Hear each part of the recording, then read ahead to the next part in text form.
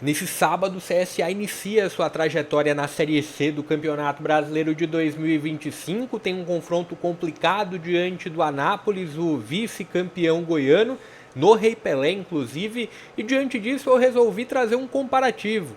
A estreia do CSA na Série C de 2024, os 11 iniciais daquela oportunidade, cara a cara com os 11 iniciais do CSA prováveis para essa estreia da Série C de 2025. Fique à vontade para trazer a sua opinião durante o vídeo, fique à vontade também para deixar o like, se inscrever no canal e compartilhar o link para mais conteúdos como esse. Compartilhe em grupos de amigos, de torcedores também. Estou sempre trazendo conteúdo sobre a Série C, inclusive já tem uma tier list de quem eu acredito que luta pelo quê nessa edição de 2025, que tende a ser muito dura para a equipe azulina. Também tem assuntos de Copa do Brasil, das principais divisões do Campeonato Brasileiro, Série B, Série A também.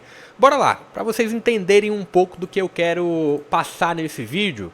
Aqui a gente tem do lado esquerdo a provável escalação do CSA para 2025, para esse jogo contra o Anápolis. E aí alguns com razão podem contestar, mas o Brian tá com uma lesão grau 1, talvez o Brian nem fique no CSA, ainda se tem um ponto de indefinição, pelo menos no momento que eu tô gravando, mas ainda assim eu resolvi manter o Brian nessa provável escalação, mas vou pontuar também sobre a condição de uma possibilidade do Danilinho ou do Álvaro. E aqui do lado direito a gente tem a escalação que o CSA utilizou contra o Ipiranga na estreia da Série C de 2024, onde foi derrotado por 3-1 no Rio Grande do Sul. Nessa quinta-feira, antes de começar aqui o cara a cara, nessa quinta-feira teve na Gazeta FM a participação do Igor Magalhães. Ele trouxe uma pontuação importante em que se tem uma diferença olhando para essas duas equipes. Ele não comparou as duas equipes, né, mas ele falou sobre o CSA de 2025 e um ponto importante para a gente avaliar comparando essas duas escalações. O fator da experiência e da bagagem que o CSA de 2025, que muitas peças não tem. Então, se tem aqui o fator Cachoeira, que é um jogador muito jovem, se tem o fator Wander, se tem um fator Enzo, se tem um fator Marcão, enfim, o Betão também. Então, se tem esse peso da pressão, que talvez alguns jogadores não assimilem tão bem. E aqui do lado direito a gente tem um CSA que tinha uma casca um pouco maior. Tinha o nome do Juninho Valora, tinha o nome do Wellington Carvalho, tinha o nome do Lucas Marques, que vivia naquela oportunidade a segunda experiência com a camisa do CSA. Enfim, se tem esse fator, né, que eu acredito que é importante para a gente gerar esse balanço. E também, o que eu quero deixar claro nesse comparativo. O CSA de 2024 ele trouxe muito mais frustrações até o início da Série C do que o CSA de 2025. Só que o que eu quero trazer para esse comparativo é muito também o tom da expectativa. Por exemplo, o que se tinha quando iniciou ali o movimento e a chegada do Juninho? O Juninho é um cara com um grande currículo, um cara que é um bom batedor de falta, um grande meia central. Não correspondeu à expectativa, mas a avaliação sobre o Juninho para esse comparativo vai muito a partir da expectativa que se criou. O que se tinha sobre o nome do Wellington Carvalho, um cara também com muita bagagem que poderia unir alguma experiência ao grupo? Não correspondeu também. Tinha o Lucas Marques voltando, um bom batedor de falta, um cara que conseguia entregar alguma profundidade do lado esquerdo. Enfim, eu quero trazer esses comparativos até para balancear um pouco o cara a cara. E a partir desses nomes a gente vai montar esse campo daqui. Fique à vontade para trazer a sua opinião, para trazer as suas observações, né? Não sou o dono da razão, é importante ter também debates aqui nos comentários. Bora lá, começando com o gol. E aqui há muito debate, tá? Porque por mais que não tenha passado tanta confiança, eu enxergo no George, no sentido da carreira dele, um bom goleiro. Mas de fato o início de 2025 não é dos melhores. Tem um Gabriel Félix, tem uma dúvida no gol do CSA. E apesar do Tomazella também, na minha visão, não ter sido nenhum cara muito mágico em 2024, mas acredito que principalmente o fator do impacto mais recente, da falta de segurança, de confiança que se tem sobre o nome de George e de Gabriel Félix, eu vou com o goleiro de 2024. fique à vontade para contrariar, tá? Fique à vontade para deixar a sua opinião se você tem ela diferente. Para a lateral direita, você tem o Vidal, que ainda vem buscando o encaixe no grupo, e o fator... E aqui a gente tem o fator Lucas Marques, que naquele momento era um Lucas Marques que voltava ao CSA, um Lucas Marques em que se tinha uma grande expectativa dele voltando um pouco mais maduro e de ser um cara que poderia ser importante também em bolas paradas, e a intensidade dele no apoio também era algo a ser observado. E eu vou muito por conta desses fatores, com o lateral direito de 2024. Para a zaga, o Bruno Cardoso, que inclusive marcou na estreia do CSA, né, na derrota por 3-1 contra o Ipiranga, contra o Betão. Aqui eu acredito que não se tem muita discussão. Aqui eu vou com um dos zagueiros de 2025.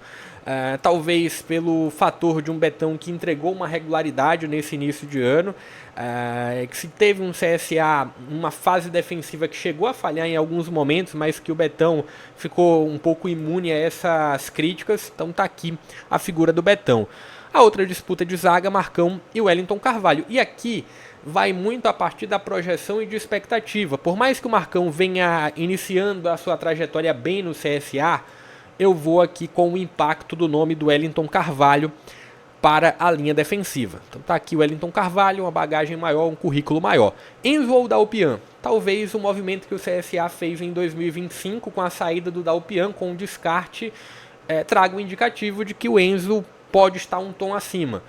Apesar de o Enzo que ter recebido muitas críticas, de não ser o lateral esquerdo titular, não, o lateral esquerdo é o Roberto, e também de ter um ponto importante sobre o Dalpian, que é ele poder atuar em mais partes do campo, mas ainda assim, olhando para a lateral, eu vou com a figura do Enzo aqui para a lateral esquerda.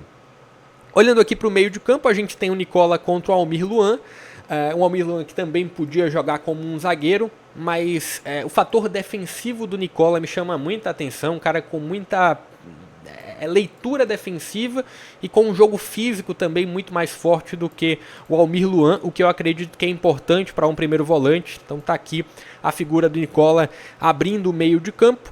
A gente segue com a disputa de Camacho e de Marlon, né? E assim, acho que as ausências do Camacho, elas trazem uma clareza de como é importante o Camacho para esse meio de campo do CSA. O que eu quero dizer? Quando o CSA não tem a figura do Camacho, é muito claro como a gente vê um CSA com dificuldade de construção inicial do jogo no meio. Então eu coloco aqui a figura do Camacho como o meio de campo, né, ganhando essa disputa diante do Marlon.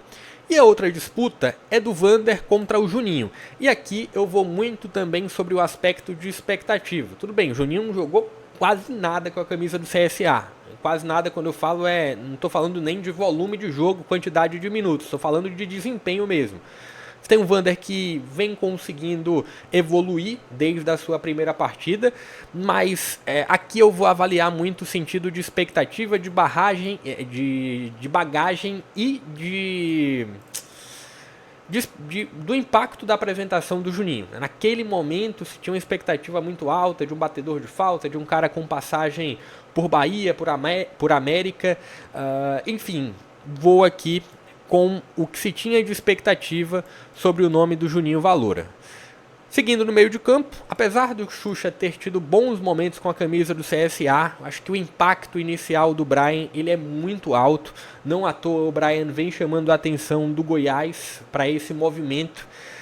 Talvez assim, uma outra disputa, Danilinho ou Álvaro, aí sim dava para colocar a figura do Xuxa, mas avaliando a possibilidade mínima, que eu acredito que nem deve estar em campo, até se não sair, tem a lesão grau 1, mas avaliando aqui o Brian, coloco a figura do Brian, que nem joga tão centralizado, joga mais aberto, mas colocando aqui na posição do 10. E aí a gente tem a outra disputa, seguindo aqui para a linha de ataque, Cachoeira e Marquinhos, sem tantas justificativas, acho que não precisa.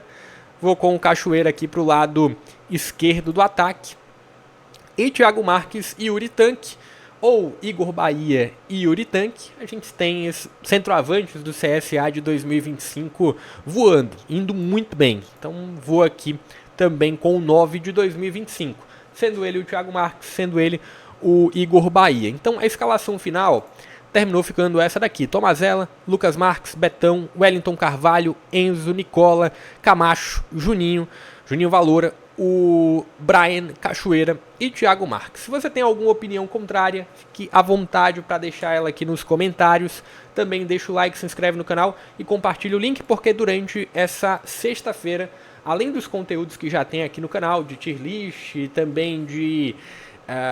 e na tier list alguma avaliação sobre as equipes e também sobre o fator da Copa do Brasil, em que eu trouxe uma avaliação sobre elas. Nessa sexta-feira eu vou falar sobre transmissão da Série C e também vou trazer outros pontos das outras divisões do Campeonato Brasileiro.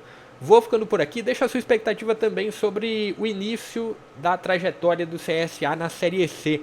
O que você tem de expectativa para essa estreia contra o Anápolis e os primeiros jogos também. Vou ficando por aqui. Até a próxima.